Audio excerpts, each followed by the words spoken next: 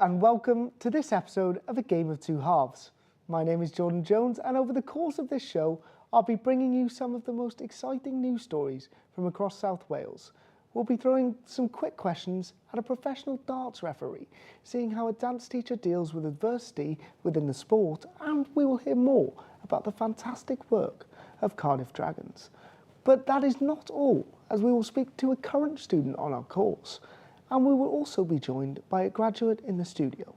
But before we get into all of that, let's have a look at all of the latest sporting headlines from across South Wales. Rhian Wilkinson's side achieved history on Tuesday night by qualifying for the Women's European Championships for the first time. Cymru defeated the Republic of Ireland 2-1 with two second-half goals from Hannah Kane and Carrie Jones.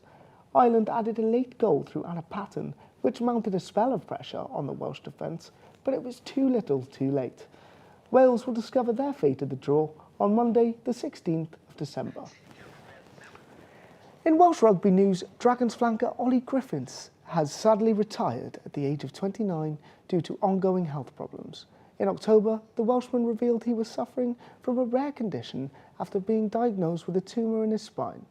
Griffiths made 105 appearances for the Dragons.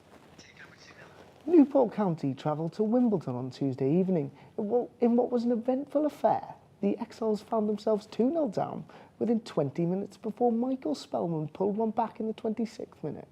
But it wasn't until the 97th minute where County pulled themselves level from the penalty spot, a penalty that was won by Kyle Jamieson and later converted by Shane McLaughlin. Women's dance has been a topic of conversation ever since the recent Summer Olympics.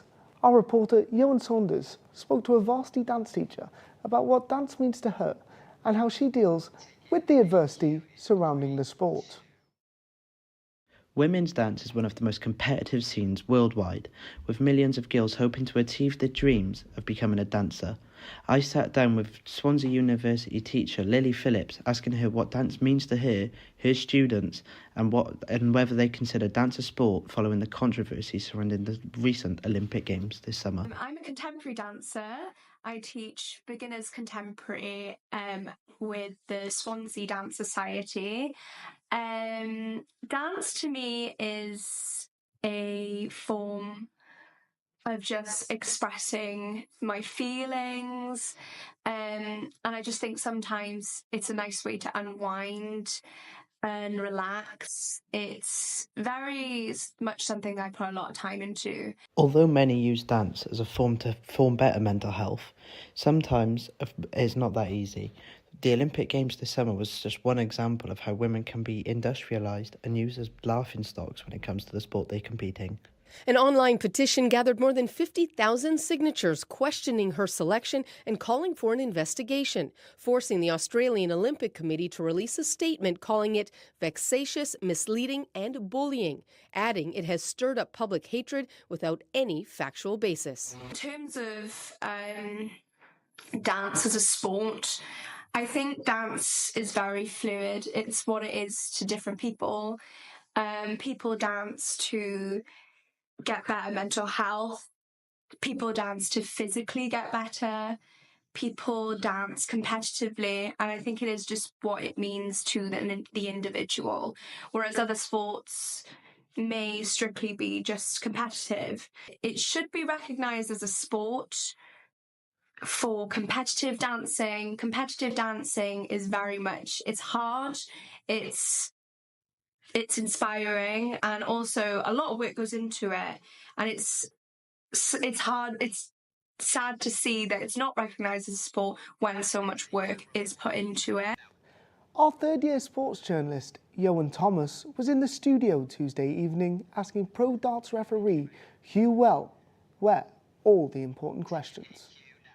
So you travel all across the world with your job. What's the best place you've travelled? Oh, Australia and New Zealand. We did 3 weeks in Australia and New Zealand, August 2022, 3 of the best weeks of my life. Yeah. Because I stayed with my godmother, who emigrated to Auckland in 2002. I stayed with her for a week. And also at the end of the trip, I went to spend 4 days going down to see one of my best friends who emigrated a few years ago down in Queenstown on the South Island, New Zealand. And that was, I mean, if anyone has a chance to go to Queenstown, one of the most beautiful places on the planet. Absolutely stunning. And this is the sort of final question now. There's obviously the debate of which one of these is the hardest. So a 147 in snooker, a hole-in-one, and a 9-darter. Which one how would you rank those? That's unbelievable. You never guess where I'm going tomorrow. I'm on the 0436 train to Manchester in the morning because Paddy Power are doing that exact challenge, and it's being streamed on Paddy Power's social media channel. So I'm spotting the dart section. They got Luke Humphries and Michael Van Gerwen. They got 2 hours to hit a 9-dart finish while the hole-in-one is going on. And what was the other one? The 147. So that's amazing you should ask me that. Because it's going to be a whole thing, and that's tomorrow. Which is harder? I mean, if you're professional at your sports, then it's probably going to be easier for you to hit than you and me, you know? So, I'm in darts, so I'm going to say a 9-darter, obviously. I'm contracted. No, I'm not. But yeah, no, as a darts person, I'm going to say, of course, the 9-dart finish is the harder. Yeah, great. Thank you, Huw. Thank you so much for joining us, Huw. No problem. And good luck with all your upcoming events. Thank you. Thanks, guys. So much. We caught up with second-year student Niall Griffiths to talk about his experience on the course so far and what he has learnt about becoming a sports journalist. So Niall, you're a second year. How's it going so far? Yeah, enjoying the course so far. It's definitely a difference in difficulty between this year and last year, you know, and getting back to the routine when you come back in September after a summer off can be quite difficult, but I feel like I'm getting to grips with it now and starting to knuckle down and enjoying it. Yeah, so what's been your favourite part of this year so far, would you say? This year I've enjoyed learning about the graphic designing. There's some skills that I really wanted to build up. The video camera is also a good skill which we're learning this year, so getting clips of like the matches up at the sport park and local matches when I take a camera home. So they're my 2 sort of highlights of the year so far. Would you say the second year has been more difficult than the first year so far with the workload? Slightly, yeah, but I feel like I'm sort of, like I said, coming to terms with it and knuckling down. But it's definitely harder. I feel like first year they sort of introduce you into the course a bit more, sort of guide you in a bit, and then the second year you sort of got to sort of grab the bull by its horns and do it for yourself. Yeah, so the last question I'll ask is what's been your favourite memory so far on the course? Favourite memory? In first year I really enjoyed taking the pictures. We just used a standard camera with a sports lens to take pictures at the sport park, and I felt like it was quite rewarding when I looked at a picture that I'd taken and it was in good quality, and I'd send it to the players and they'd be grateful for having a good picture of them playing. So yeah, that's probably my best memory. Now we're delighted to be joined by a graduate of our course here at USW, Jared Parry. Jared has been busy in his short time as a journalist. Perhaps the highlight was going to Saudi Arabia in your third year on the course, was it, Jared? Yeah, it's got to be up there. It was an unbelievable experience. Obviously, I was very fortunate placement I was on at the time, which has turned into a full-time job where, well, they believed in me and wanted me to go out there. So I went out and did it, covering the Anthony Joshua fight, that was sort of the big thing for me. Is like growing up through boxing, like, you know, you see these big icons, like, you know, like Joshua was definitely one of them. You get Furies, etc., Tyson Fury and all that lot. But go cover one of his fights was the big deal of it. But then the fact that I got to go abroad to do it as well, to Saudi Arabia in Riyadh, was just unbelievable. And obviously you have big names on the card such as Deontay Wilder as well, which was massive. And yeah, I was really grateful for the opportunity, but I grabbed it with both hands as well when I was out there. Yeah, it was brilliant, really, and it gave me a lot of hands-on experience because it was such a busy fight week because of the magnitude of the stars on the card. Like, it really put me in a fast-paced environment to really hone in my skills, to be honest. I mean, who were sort of the people you spoke to? Any big names while you were up there? I was mainly producing social content, so I was doing prediction things, so prediction type reels for Instagram. So I managed to get one with Eddie Hearn, Frank Smith, Joey Essex, which was a bit of a, I know it's not really sport related, but he was still put his 2 pence worth in. It was good. So it shows the diversity of the people that are out there.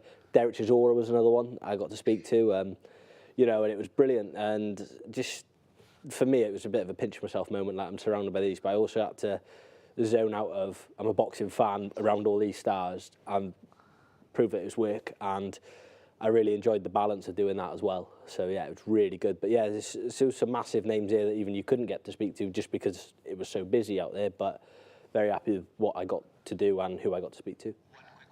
And before we go, Fury or Usyk? I've got to go. I think they're both going to come back improved because they're going to learn from each other. But I don't think anyone beats Usyk these days. I really don't. I think he's a phenomenal fighter, and I really think that he's going to get a repeat result. Well, there you go. Well, a big thanks to Jared for joining us today. Cardiff Dragons were the first LGBTI plus football club founded in Wales. Following its creation in 2008, the club has been successful in its attempts to make football a safe environment to all and open the door to major inclusivity in the sport. Ioan Saunders presents. Cardiff Dragons are one of the most important teams in Welsh football in history, but not for the same reason as Cardiff City or your Swansea City. The club were founded in 2008 and were the first LGBTQI+ team in Wales. This team has allowed diversity and inclusivity to be rife in the sport and make those who are less safe in the normal game feel safe in the sport that they once loved. I visited one of the team's training sessions this week to find out more about this incredibly fantastic football club and what it means to those who are involved. Cardiff Dragons is Wales' first LGBTQ+ football team. We are a mixed gender club. We have a few different teams within the club. We were founded in 2008 by a group of cis gay men who played in the Gay Football Supporters Network, and they wanted to set up a team that would be able to play in that league. We were, I think, originally called the Cardiff Sharks, and that didn't last too long because they realised that it's Wales, we want to be called Dragons. So we became Cardiff Dragons. And for a while we played in the Gay Football Supporters Network League, or the GFSN League. That's a mixed gender league. It's not FA affiliated. It's dominated by cis gay men, but anyone can play in it. And as we attracted more women and other marginalised genders to the club, we set up another team, 7-a-side team, which we call Dragons Rock. And because that's for women, but also trans men, trans women, non-binary people, we call our teams the 7-a-side team and the 11-a-side team.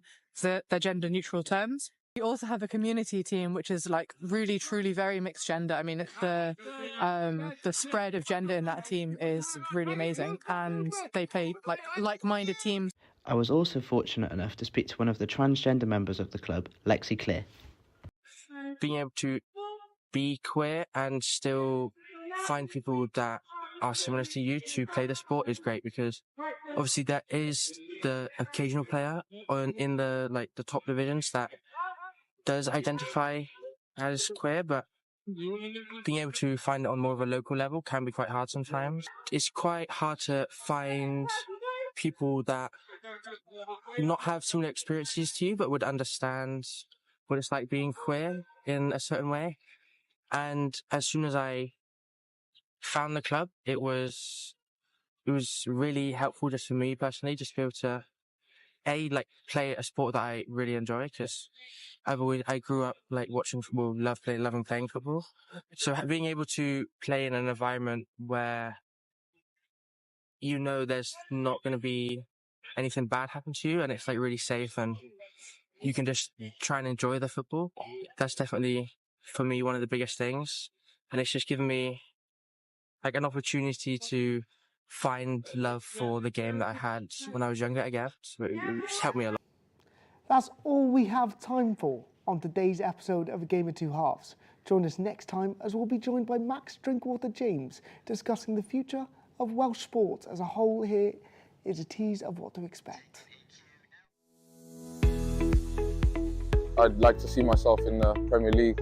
I was diagnosed with type 1 diabetes 27 years ago. I discovered parkrun 14 years ago, and it's a staple of my Saturday mornings now. And we're three guys with, 2 cameras and a dream, as so to speak. So